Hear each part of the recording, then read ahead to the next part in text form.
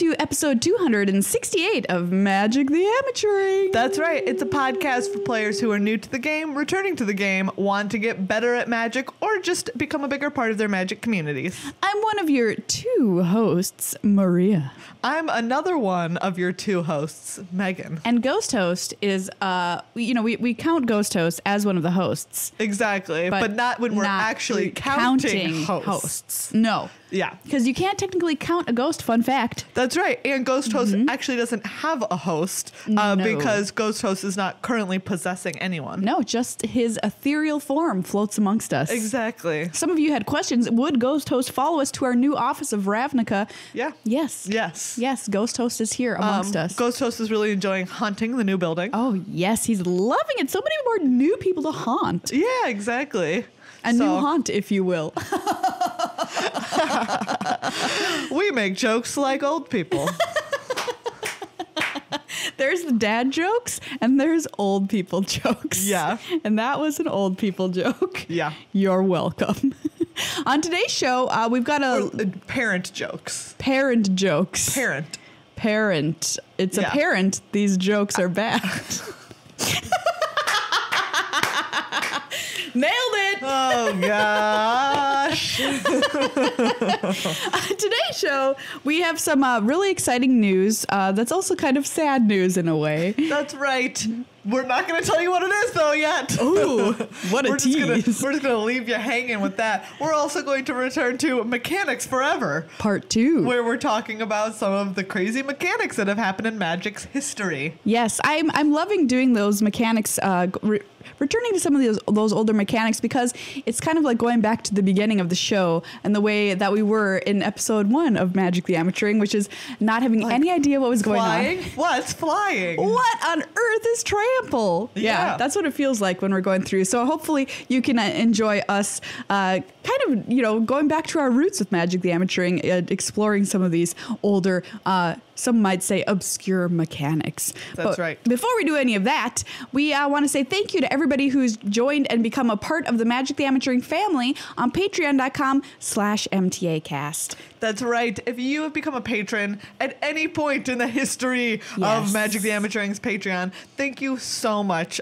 You are helping keep the show alive, helping us put out new content, which we are so excited about, and really just, again, keeping this on the air for everybody who listens and or watches. And you can join for as little as $5 a month. That gets you to squirrel level at Magic the Amateuring's Patreon, and you can join our Discord chat, hang out with a bunch of really cool people, get access to bonus Patreon content on patreon.com/MTAcast, and just, feel good about what you do in your life. It puts a warm feeling, in your body, just like, I've done a good thing today, That's right. And it is cents a day. Yes. Cents. Half a cent a day. Depends on how you calculate it, really. I mean, it's more than half a cent. Is it? For $5 a month? Cents a day. Sometimes magic is a math game.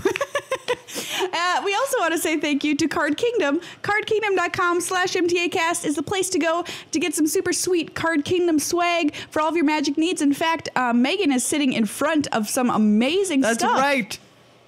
We have behind us here, and this ties into, it is New Player Month here at Magic the Amateuring. We have some sweet rookie decks from Card Kingdom. These are great. There's one for each of the 5 colors of Magic, and they're decks specifically for teaching new players the game. I love it. It's amazing. They're like super $5. Cool. Literally $5. CardKingdom.com/MTAcast. Use that link, buy some of these rookie decks, and teach a new player, and tweet it at MTAcast with the hashtag New Player Month, and you'll be entered to win some of these rookie decks and other great swag that we have from Card Kingdom. That's right. Like we said, it is New Player Month. That means that the Magic 101 series is hitting YouTube every Monday. Yes. Not just this month, although it did just start last week. Yeah. Where you can go for lessons beginning at the very, very, very, very beginning of what is Magic? What's a land? How does it make mana? Exactly. These are the things that we're covering from the very beginning in Magic 101. So if you're teaching someone, you can let us take on some of the nitty gritty work of just doing the talkity talk. Yes. And then you can sit down and do the playty play with your friend. And then you get up and you do the walkity walk. And then you watch Star Trek and you do the Spockity Spock. And then you misremember a song from the past, and then you do the yakety yak. What is that? The yakety yak? Yeah, obviously the yakety yak. Don't talk back. Wow. I haven't thought about that song since 1990. Perhaps earlier.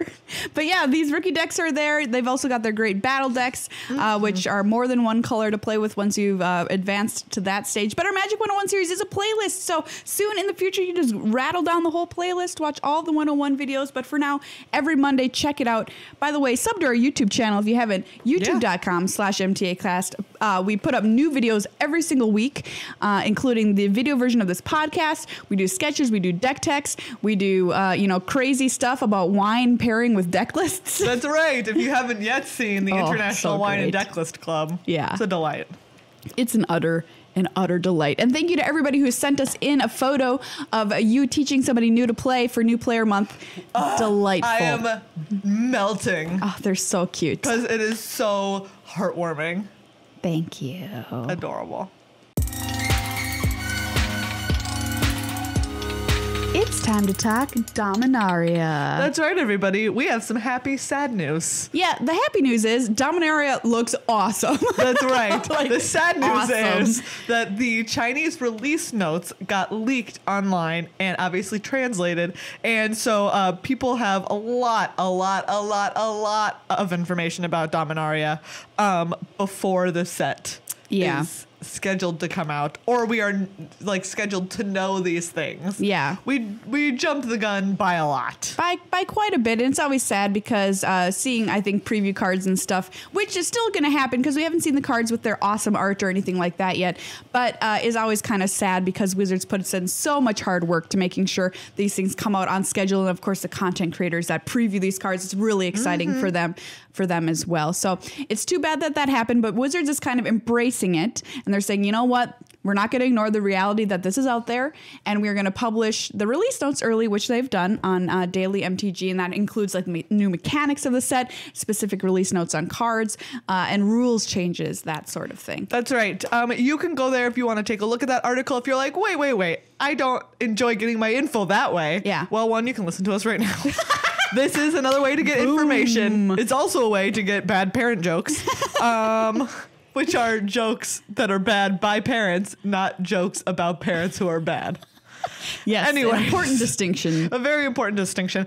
But also, you're listening to this on Tuesday. Yesterday, they did the official mechanics article by Matt Tabak, as well as the rules changes by Aaron Forsyth. So they bumped up the schedule a little bit. They said, do you know what? This happened. So here's the info and in the actual articles. So you can go and look at some of the cards that we'll be talking about today and read those articles if you don't want to go and read the release notes. And if you don't want anything spoiled about Dominaria, skip this section entirely. That's right. This is your spoiler alert warning. Because we're going to talk it. Yes, we're going to talk it. Also, don't go on the internet at all. Ever.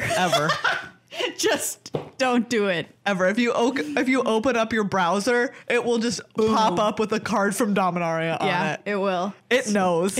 Your computer knows. You know what? Your computer does know. That's the sad truth. Scarily enough, it does. It knows a lot about you. More like Google knows, but whatever. You know what I mean? They know. They know. I wonder how, I would love to see the Google Doc, this is what we know about Maria Bartholdi. You think that they just put it in a Google Doc? Well, it's just a literal person sitting there typing up notes about you. Yeah. As they look through your browser history. They're interesting. She likes to buy clothes. Let's see if we can hook her with this one. Boom. That would make me so happy if that's how it actually works. It's like your own version of release notes. Yeah. I'm going to give you the TLDR on Dominaria if you haven't already taken a peek at these release notes.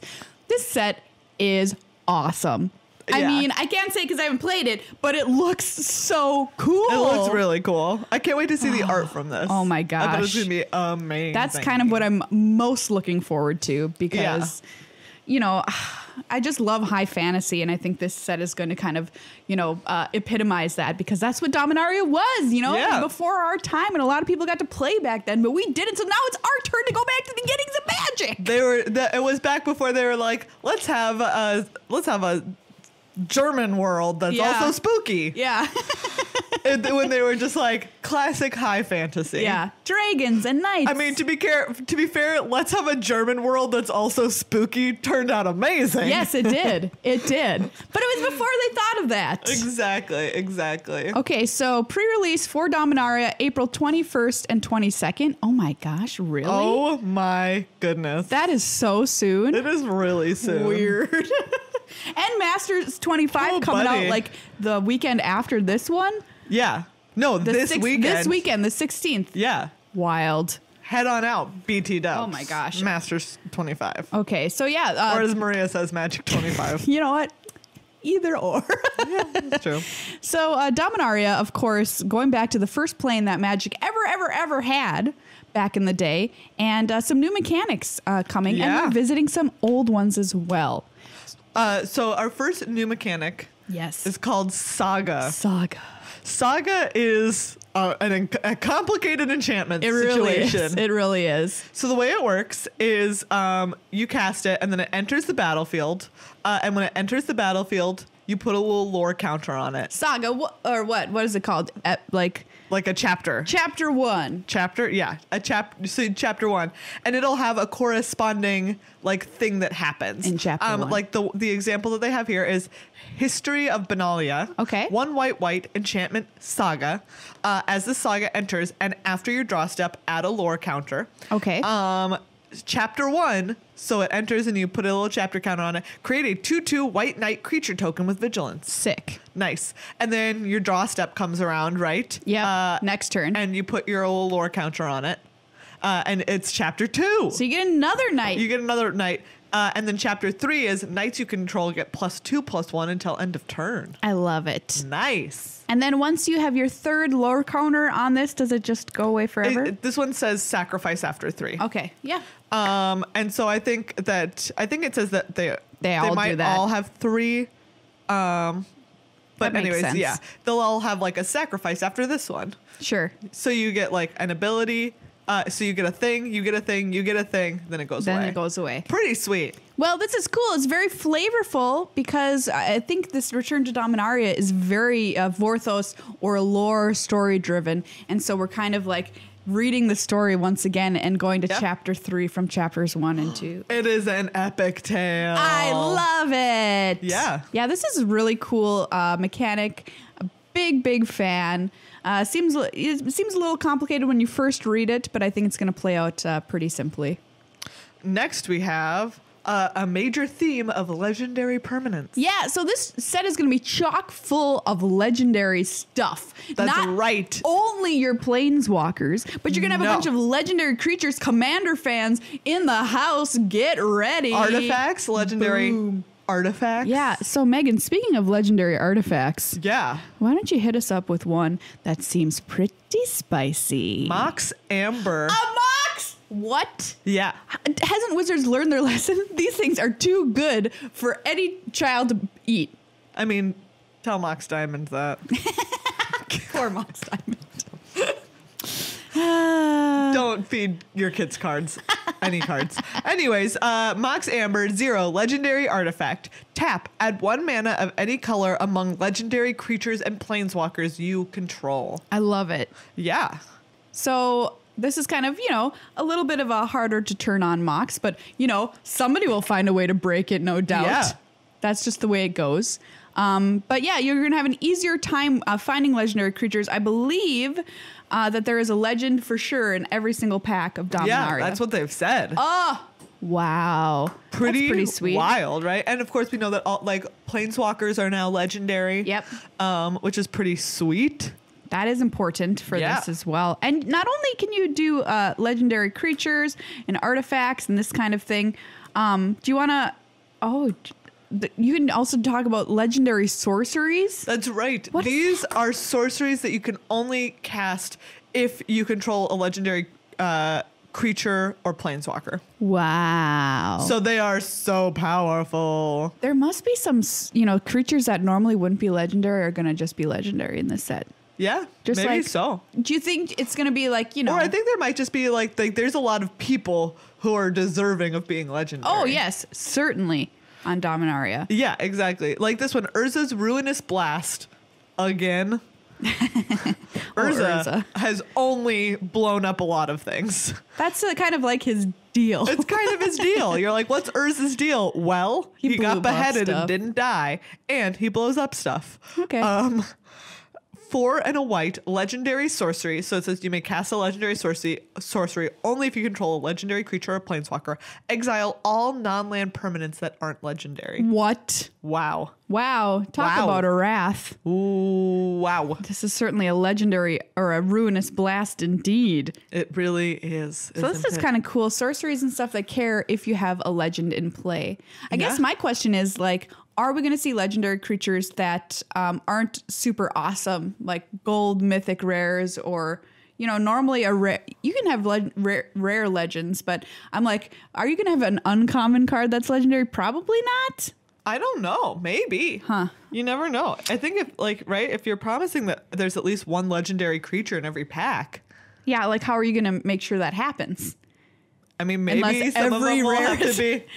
Yeah. I don't know. I don't know. Okay. Like this one, Joda Archmage Eternal. Nice. 1 blue, red, white legendary creature, human wizard, 4/3 flying. You may pay Wooburg rather than pay the mana cost for spells that you cast. Oh, that's kind of probably- cool. That's pretty awesome. Well, yeah, I don't know the rarity of that card, but that's kind of cool. Exactly. Speaking of legendary things and sagas, histories, historic. That's right. So historic is another kind of a new term that we're introducing with Dominaria. And historic is, it cares if you have a legendary thing happening. what do I mean? So basically, it's kind of like, you remember, like heroic, right? It says if you target it, then you get a thing. Yes. So it's not the same thing every time. Sure. It'll be different. And in this case, historic means artifacts, legendary permanents, or sagas. Okay. Those are the 3 historic things. And there will be cards that care about that. Like, for instance, this one that says whenever you cast a historic spell, draw a card. Sick. So it's kind of like that. But in this case, casting a historic spell means casting an artifact, a legendary, or a saga. Okay, so this is pasted on a creature. Yes, it who sure is. Legendary and just completely BA. Yeah. Joria, Weatherlight Captain. Joira, Weatherlight Captain. You might remember her from looking sweet in your cubes or from being an avatar on Magic Online. That's right. There used to be a format that you could play called Joira. Yes. Which is like Momir, where you get a Spells? random creature except it's spells. And you just get random spells. I love it. You can't play that anymore? You have to, like, there's no rooms for it. You have to have built a Joira deck yourself and then get someone else who has built a Joira. Okay. And then you just challenge each other to a Joira match. I played that one time. It was really fun. It is a lot of bizarre. fun. It's not like Momir where it's casting cost. It's like if you tap 2 and do it, you're not only going to get things with converted mana cost 2. Oh, really? Yeah. I think you just get random. Like it's just random. The Wild West. Anyway, she's captain of the Weatherlight now. Yeah, she is. Which is a giant, awesome Dominarian boat built by Urza. Yeah. 2 blue-red. She's a legendary creature, of course. Human Artificer, 3/3, and has that text we mentioned before. Whenever you cast a historic spell, draw a card. Nice. This card is sick. Yeah. I love it. I'm excited. Me too. Ooh. I don't know what the Weatherlight's been up to these days, but back in the day, it could plane shift. That boat was a planeswalker, kind of. Yeah. All right. Well, we'll find out. We sure will. I wonder if the Weatherlight's going to be a vehicle. Of course it is. Are you I kidding don't know. me? It has to be. Does it? How could they not? Remember last time I was like, oh, they've definitely got to have vehicles for pirate ships. Yeah, that's true. So if they're going to make a pirate ship, they're going to make the Weatherlight. Oh!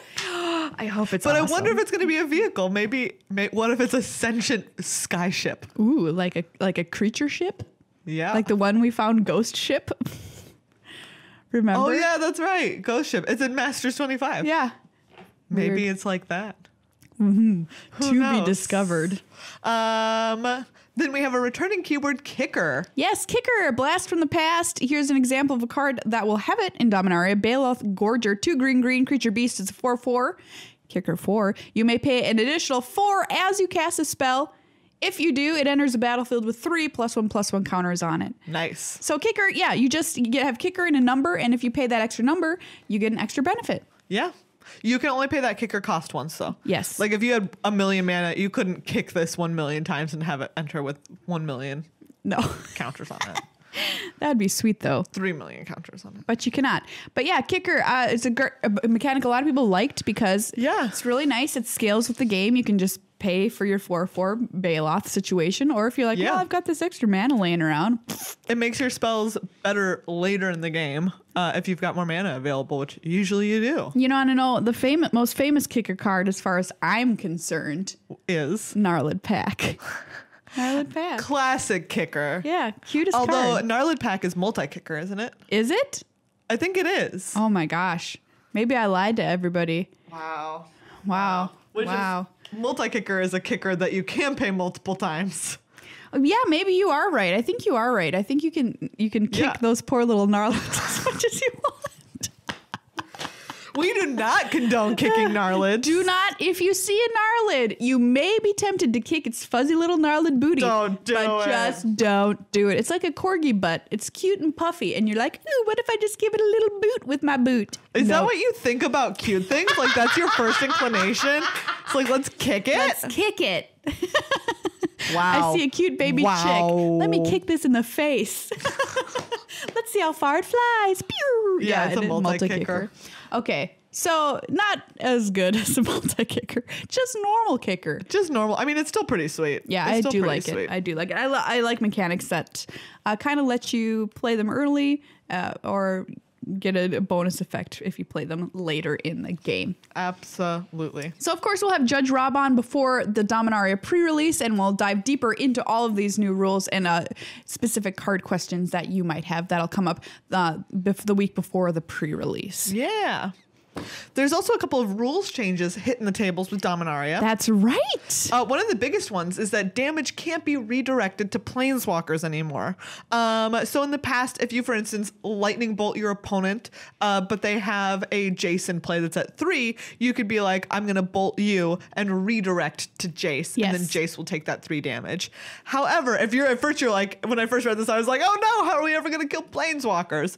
But the way it works is that everything's being eroded to say target player or planeswalker. Right. Or like target opponent or planeswalker. Yeah.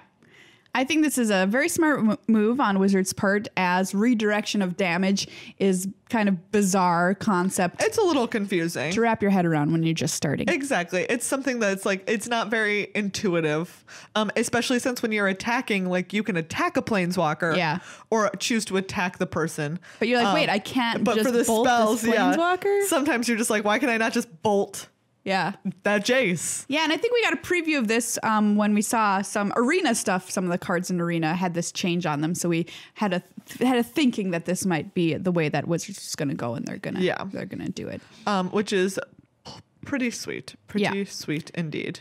So another change that Wizards is making that is not necessarily having to do anything with the rules, but is kind of, I don't know how to say it, a different kind of change, is that they're changing the text his or her on cards to be the singular they or their, which I think is super smart. Not only is it just better and more efficient to print on your cards, but it is more inclusive and just makes everything simpler. Yeah. So there you go. Yeah. So that'll be the text of cards going forward. Yeah.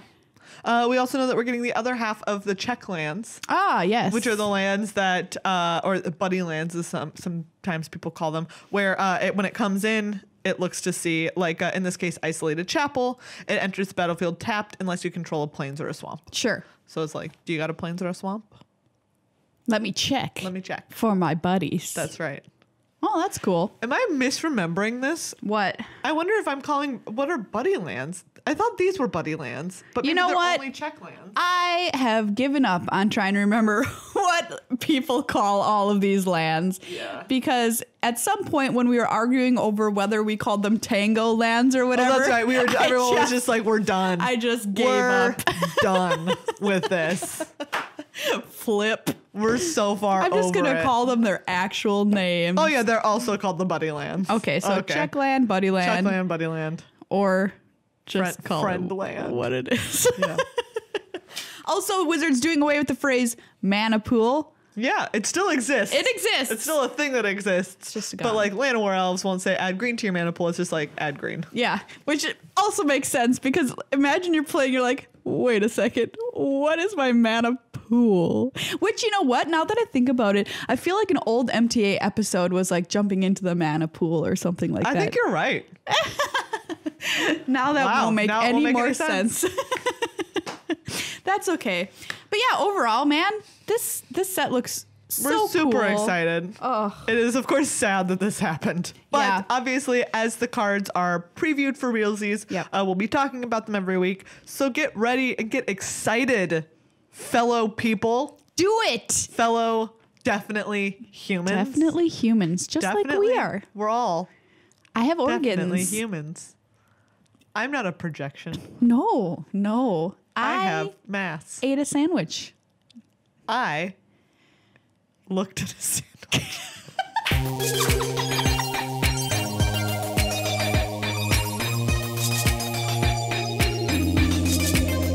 Speaking of mechanics, why don't we go back in time to finish off our Mechanics Forever from last episode, part 2? I don't know if we're going to finish it because there are still 1 million. Okay. All right. So maybe we're going to maybe this is part 2 of 3. All right. We'll find out. Yeah. I love this, by the way. This is so fun to me. Yeah. Mechanics Forever. Okay, where are we at? We left off with Bushido. Yeah, now we're on Soulshift. Oh, boy. I don't know what this means. You know what? I know I've seen it on cards before, but I can't remember. Me neither. So I'm going to guess that what happens is...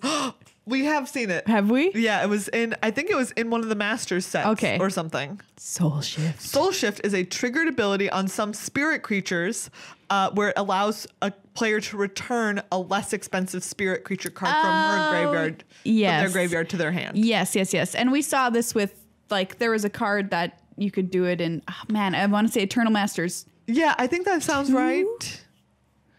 Wait, there have not been 2 Eternal Masters. I don't mean Eternal Masters. What do I mean? Masters? Modern Masters. I think you were right. I think the spirits were like one of the archetypes. Yeah, right? because you could return and they had Soulshift. A card that could kill something. Yeah. I remember doing that. Okay. I remember Soulshift a little bit. Okay. So basically, it says Soulshift N, where like N is the number of the converted mana cost. Yeah, this was a good mechanic. I liked it. I liked playing with it. Yeah. In Modern Masters, A+. Nice. Soulshift. I'll give it a sure. Sure. We're at Meghan's college. Yeah. That's what you get grades of like, great, pretty good, okay, sure. So it sure is like a D? No, like okay and sure, pretty interchangeable. Okay.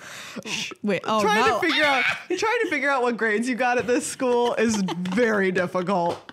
Just very difficult. Don't try, basically. Exactly.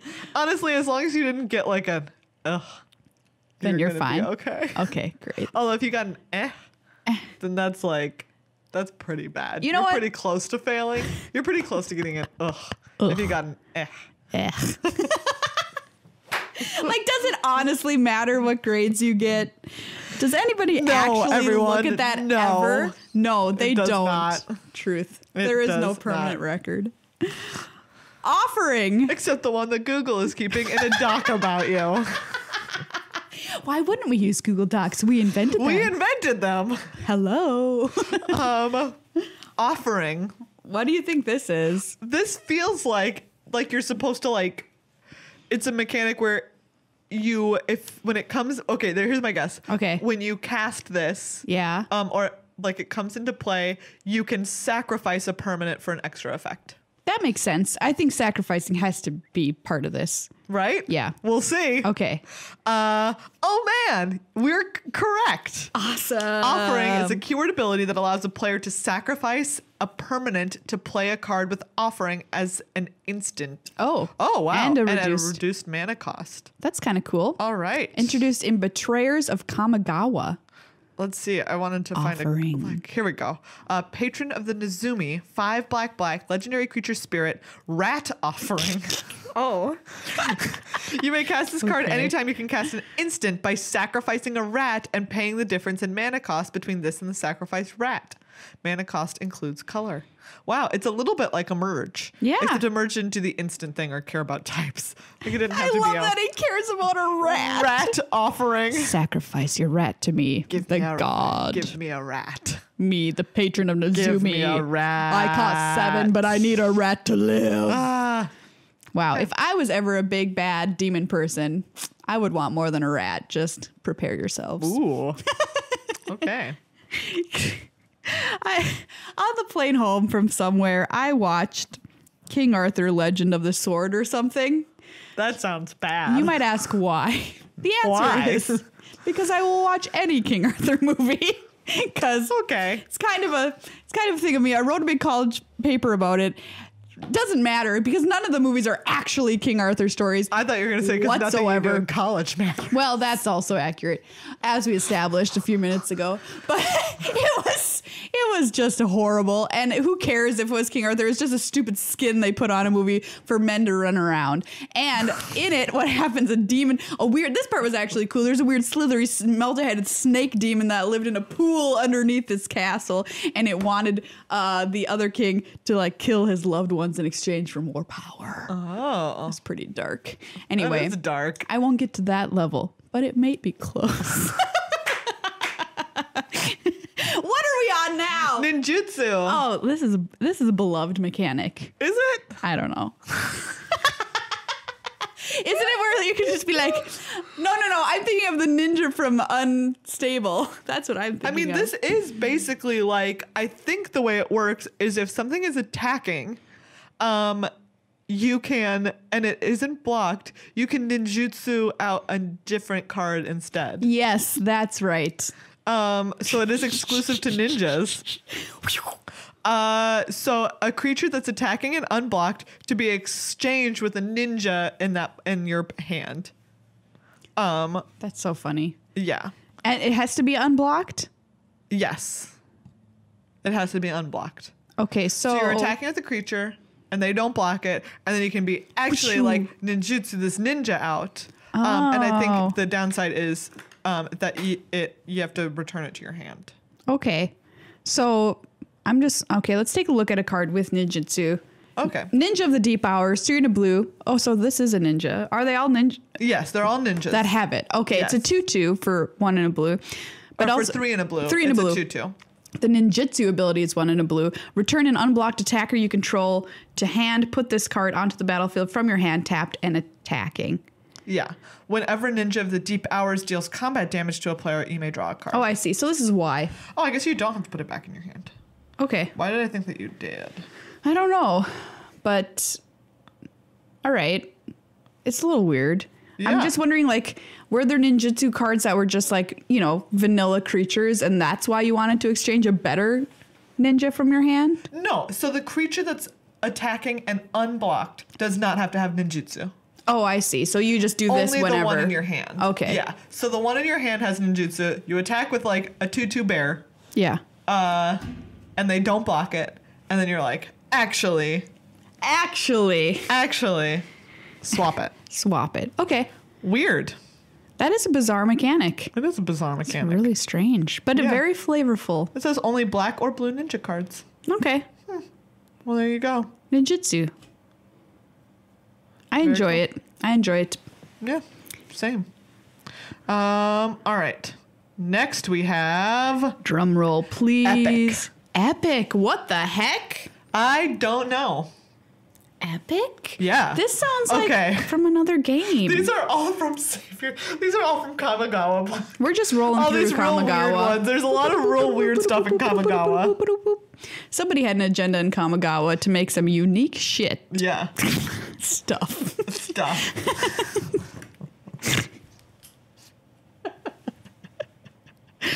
Well, ninjutsu, Mark Rosewater. Oh, really? There you go. Yeah. That makes sense. It seems like a Rosewater thing to do. Yeah. What the heck is epic? Don't even want to guess. No idea. No clue. Let's see. Epic is a keyword ability of 5 sorceries from Sabers of Kamigawa. So this is only on 5 cards. Oh, no wonder it's obscure. Yeah. And they are like they're legendary instants or sorceries. Wow. Okay. Oh, so this reminds me of Dominaria, what we just talked about. So I think it's just like a really epic thing that happens. Okay, what is an epic thing that could potentially happen with epic? All right, let's see.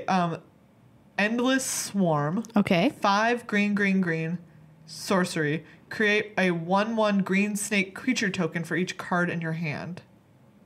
How many cards are you going to have? Wait, epic. For the rest of the game, you can't cast spells. What? At the beginning of each of your upkeeps, copy the spell except for its epic ability.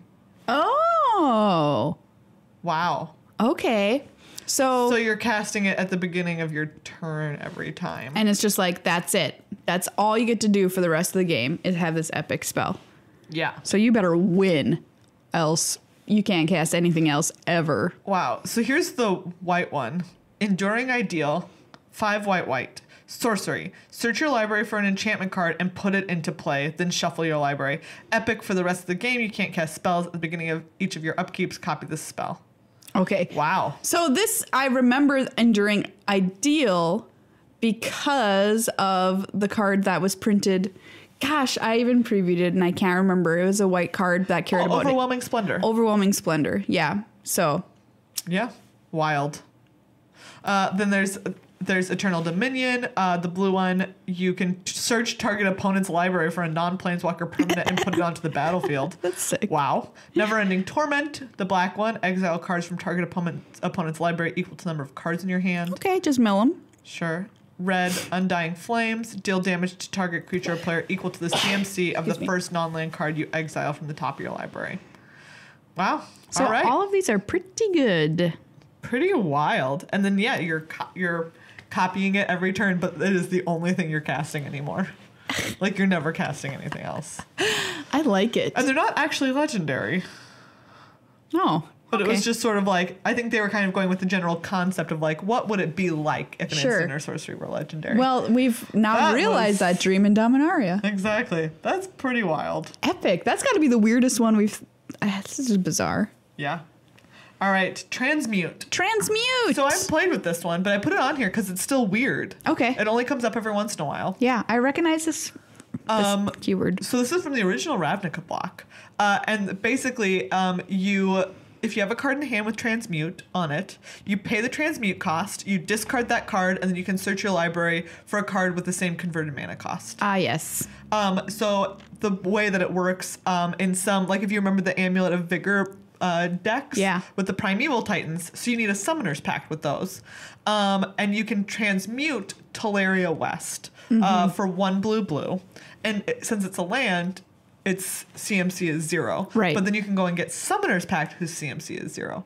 And so which is pretty crazy. You can Dominaria West is a card you'll see in Modern, and we talked about this deck the other day on stream, and Mono Blue Living End uses to go find. Yeah, Living absolutely. End. And also I think like some of the like As Foretold decks go and get like Ancestral Vision with it. Sure. So Transmute.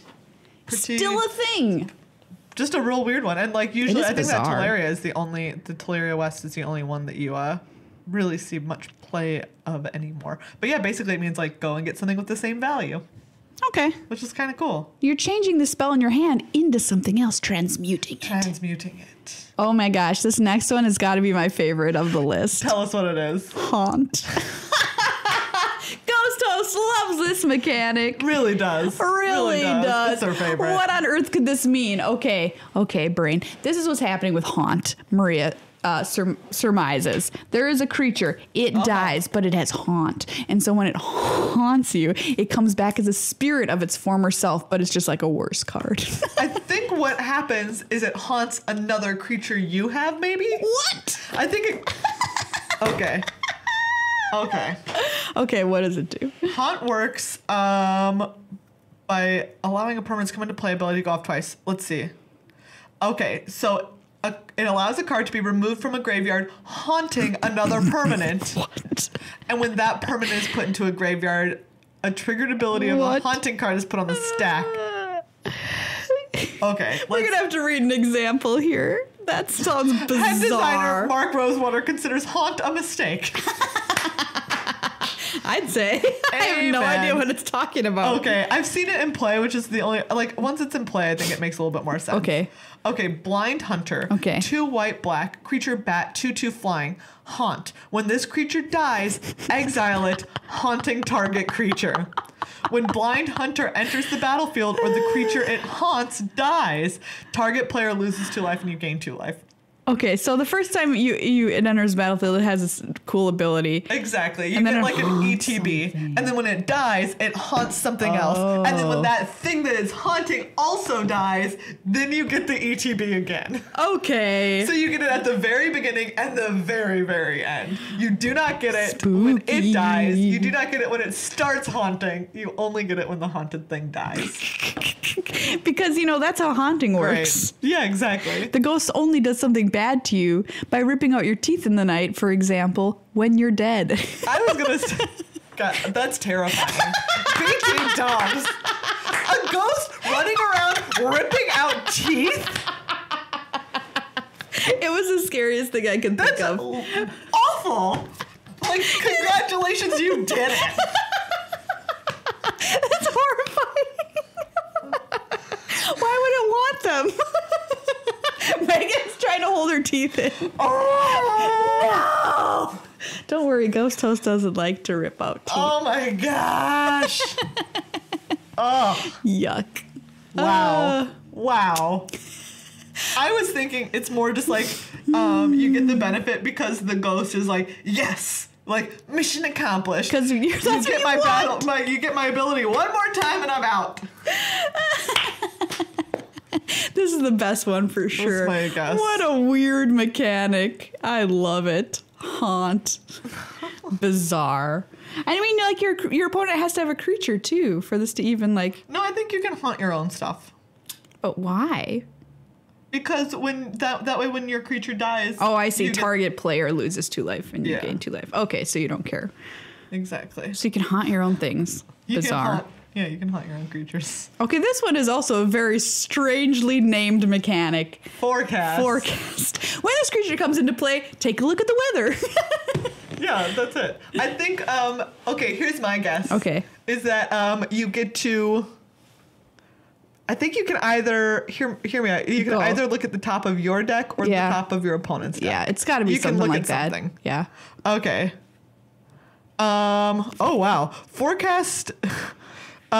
is an activated ability that a player can use when the card is in their hand and only during their upkeep. Okay. Wow. Let's take a look at a card. Let's look at the card. With Forecast. Look at the cards. Oh, look at Pride of the Clouds, blue-white creature, elemental cat. It's a 1/1 flying cat. What? Aww. Pride of the Clouds gets +1/+1 for each other creature with flying on the battlefield. Forecast 2 blue-white. Reveal Pride of the Clouds from your hand. Put a 1/1 white and blue bird creature token with flying into play. Play this ability only during your upkeep and only once each turn. Oh, I feel like we've seen this before. Have we? This feels familiar. I don't remember it at all. I don't know. Weirdly, I feel like I do. But so it's like you could play it early if you want a 1/1 flyer for 2, which why would you ever do that? Or you can just forecast for a few turns and then play it and it's bigger. Yeah. Although, and this is nice. I think like it's nice if you draw it late in the game. Right. That way you're not just going to pay blue-white and have this little flyer. And it also makes it bigger because it gets +1/+1 for each other creature with flying on the battlefield. So you spend some time forecasting, and then when you play it, it's bigger. There's an instant with forecast, which is kind of cool. Stealing Stance, 1 white instant. Creatures you control get +1/+1 until end of turn. Or you can forecast it for a single white mana, reveal it from your hand, target creature gets +1/+1 until end of turn. That's pretty good. Yeah. This reminds me of Tetsamok. I like it. Yeah, it is kind of like Tetsamok, a little prey counter. Yeah. All right. This is very flexible. Exactly. You know what? I kind of like this one. Me too. I mean, it's a I would do this again. It's a teensy bit complicated in that you have to do it during your upkeep. Yeah. But other than that, I like it because you can do it early. Like I said, I love cards where you can scale with the game. Yeah, exactly. Use it when and you need I like it. that it's like its forecast is just like a smaller version of what the card does. Boop. Guess This what's was coming? just an Azoria skill, so just blue and white. All right. I like it. I like it. Forecast, you get a good job. You gonna yeah, buddy. Good job. I have literal no idea what Ripple could possibly be. I have no idea either. Ripple. Ugh. Okay. Gosh, like after something attacks, like Wow. something happens because of the I'm attack. going to tell you something that's going to make you really confused. Oh, it boy. has so far appeared on 2 instants, a sorcery, an aura, and a creature. Wow, that's it? Okay, But also, Ripple. it can go across all of those. Oh. After you cast this spell, the ripple effect has got to happen after you cast it. Like the next turn, you're still feeling the ripple effects of the spell that was cast the previous turn. Am I thinking of this correctly? Okay. This is the way it works. It's ripple and then N, so like whatever the number is. Yeah. And then when you cast this spell, you may reveal the top N cards of your library. You may cast any revealed cards with the same name as this spell without paying their mana costs. Put the rest on the bottom of your library. Okay. Oh. So Please basically, copy. if you get lucky and you hit, Yeah. You get to cast it again. yeah. Dumb. Yeah. Okay. I feel Whatever. this one gets a meh. Yeah. That's how I feel about Ripple. Meh. This next mechanic is called Vanishing, Yeah. which, how is this not phase? What have we talked about? Phasing? It's not phasing. We've and talked it's about not fading. fading, vanishing. Attempt number 3 to make something go away. Yep. Slowly, no doubt. Vanishing. Oh my gosh. That limits the number of turns a permanent can remain in play. Okay, Yeah, sure. yeah, Yes. Yes. The same. Okay, so it's vanishing N. So again, it's like N would be a number. The permanent enters the battlefield with N time counters on it. At the beginning of your upkeep, remove a time counter from it. When the last is removed, sacrifice it. Yeah. How is it not just fading again? It's the same. Whatever. Wait. Except this one says fading is when you can't remove any more counters from Then it. it's... So you get it for one more turn. This is like a fixed fading because that part of fading is confusing. Ugh. So it's like fading, except it says you take off the last counter and you sacrifice it. Okay, so this is more like consumption that I invented for Rivals of Ixalan Yeah, I think so. than fading even was. I think it's just basically like a less confusing fading. Yeah, I agree. That is less confusing. Yeah. But Okay, that's what they say. It's like, it is just it's a better fading. a better fading. A better fading. All right. Oh, do you know what I learned about phasing? Remember when we were talking about when things phase in? Like if it's phased out, phases or in. phased in. That's actually, speaking of Dominaria, that's like Teferi's deal. Oh, is it I really? think. Yeah, because there was at some point when they were like fighting a big fight and Teferi was like, I'm out of here. no, they were like, they needed Teferi, but he was phased out at the time.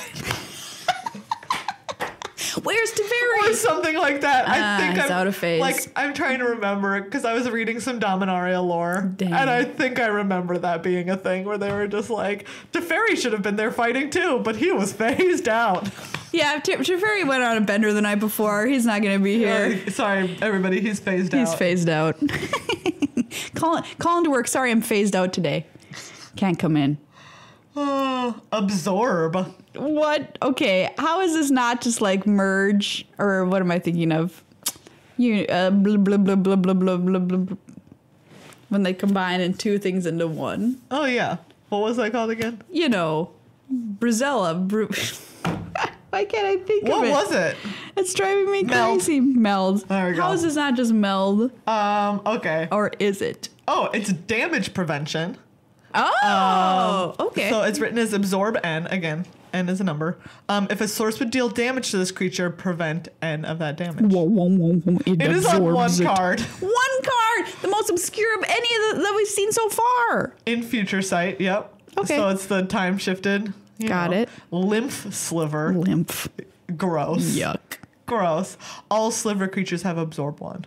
Oh, well, that is pretty handy for a sliver to have. Yeah, it really is. That's why this thing costs 5. So if you're like dealing 3 damage to it, it only takes 2 damage. And Yum. it absorbs 1. You know, that name makes sense. Lymph sliver. Urza's Gross. sponge. It's absorbed 3. Oh, this one I put in here. This is another one that's only on one thing. Yes. Aura swap. Or a swap. I happen to know this boy. one. Yeah. Only on the card Arcanum Wings. Do you want to tell us what Arcanum Wings does? Of course. 1 in a blue for an enchantment aura. Enchanted creature is flying. Aura swap. 2 in a blue. So like, or Arcanum Wings, who cares? The real ability is aura swap. 2 in a blue. Exchange this aura with an aura card in your hand. Nice. Schwink. So you put it on something for 1 in a blue, and then the next turn you put on something Better. busted instead. Or you could do it that same turn if you had enough mana. That's true. It's like, yeah, if you're at 5. Yeah. What's the one, people try and do this, right? There's like a silly version of Boggle. There is. That tries to put on like the +7/+7 Annihilator enchantment. Yeah, it's an Eldrazi situation. Yeah, that's right. And then it's just dumb. So this Yep. is really kind of the only use for aura swap. I guess you could Only on one thing. That's it. Because it's from Future You Sight. just want that crazy Eldrazi aura. Yep. Yeah. Some people are always like, oh, could you make a blue version of Boggles? And it's like, well, you could put in the, Curious Obsession, excuse me now, and I guess you could, but then you start thinking, oh, now I can play Aura Swap, and now I can play this Eldrazi, or oh, yes, and now all of a sudden your deck is not Boggles anymore. It's a weird combo deck. The Eldrazi Aura costs like 7 on its own or something like that, which is why you want to Aura Swap it. Correct. All right, Aura Swap. Frenzy. Ooh, Frenzy. When it attacks, it makes 2 other 1/1s that also attack with it for a feeding frenzy. Oh, I like that. Let's see. It's another Future Sight mechanic. Yeah, now there's 2 of them. Because it's also on a card. It's also on Garbage Elemental and Unstable. Oh, because Garbage Elemental was just a bunch. Can have anything. Anything. Basically. Okay. Frenzy Sliver. 1 in a black, 1/1. All sliver creatures have Frenzy 1. Whenever a sliver attacks and isn't blocked, it gets +1/+0 until end of turn. So Frenzy, it's like Frenzy N. Yeah. And whatever the number is, and if it's not blocked, it gets plus N/+0. Okay. Yeah. That's okay. pretty straightforward. Yeah. Pretty straightforward indeed. Very straightforward. So do we want to do any more, or do we want to save Do we want to save the last few? Save the last few for all the, what do we say? Forever Mechanics Part 3. We'll save them. We'll save them just for you all. There's some good ones next. There still are some good ones. Including this next one, which I see, little preview. Yes. And I have to admit that I cheated with this one, and I found out what it did because it's real weird. Could not believe it. We guessed what it was. Yes, and we were very wrong. Yeah, we were wrong. It's just so weird. Well, everyone, join us next week for Mechanics Forever? I don't know which way it was. Forever Mechanics Forever, Part 3. Part 3. The final chapter.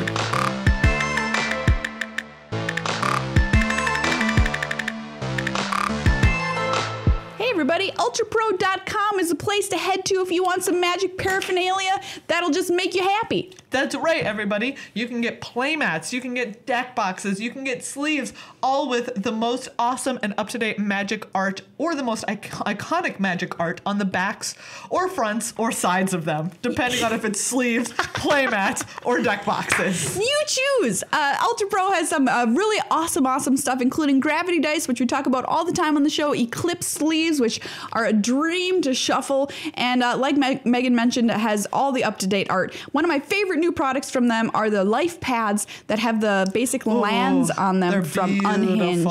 So beautiful John Avon Forest, Island, Mountain. Fold out and lay so flat. Oh, I know. A lot of times with life pad books, they're kind of hard to keep open. Sometimes I have to like put my heavy thing of dice on them to keep them down. No, these lay flat. They just thought like beautifully flat. Everything. And they look so pretty. Yeah. And they're so like little. Like you can just like pack them in. Yeah. So quick. They fit really nice in your bag. Nice. Speaking of, Ultra Pro even has bags you can buy to take to tournaments. That's right. If you want a really cool bag with like specific playmat holders on it, like they've thought of everything.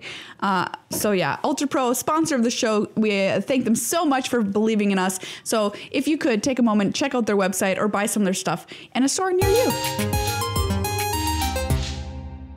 Well, friends, this has been episode 268 of Magic the Amateuring. Thanks for coming along for the old ridey poo. Yeah. There's a lot of yield ride mechanics in this episode. Yeah, exactly. Wow. If you work on cars for a living, you feel right at home right here in this episode. That's right.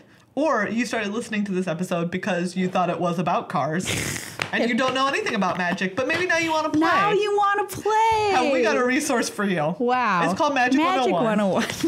Check it out. YouTube.com/MTAcast. While you're there, hit that little sub button. Boop. We really hope you do, though, because it is one of the new projects that we're super excited to work on now that we've got more space in the wonderful MTA office, Ravnica. Yes. And that we're able to do because Patreon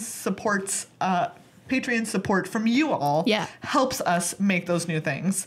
So please, if you are not already a patron, consider becoming one so that we can continue to bring you new, interesting, and awesome series that are going to help bring new people into the game and bring lots of joy to people who are already playing it. Yeah, expanding the library of what MTA does is entirely possible because of the support on Patreon. So please consider becoming a member if you haven't yet. Big thanks once again to our sponsor, Card Kingdom. CardKingdom.com/MTAcast, the place to go to get those $5 rookie decks or those sweet $10 battle decks. Or, they have a sweet playmat that's unicorns on it and a rainbow in the background. Awesome. And a deck box with cats. Hello! That's Magic for Her promotion still going on. I think they sold out of the first ones. It did so well, so they're gonna reorder and do some new ones. So check out the Magic for Her promotion at cardkingdom.com/MTAcast. That's right. Wow. And remember, it is New Player Month. Yay! So if you want to be entered for a chance to win some of these, a set of these rookie decks and an awesome Card Kingdom playmat. You know what else we have? You can tweet at us a photo and or a little story of someone that you were teaching to play Magic. Also, you will melt our hearts with it. Oh, yes. We love seeing your photos. Because it is great, and we love them so much. So I just remembered we have these as well. These Challenger decks from Wizards of the Coast. Have we talked about these? I don't think we have. We should talk. We should devote more time to them than just right now. But we have them. One of the awesome things, if you're looking to get into Standard, you can look them up on Card Kingdom.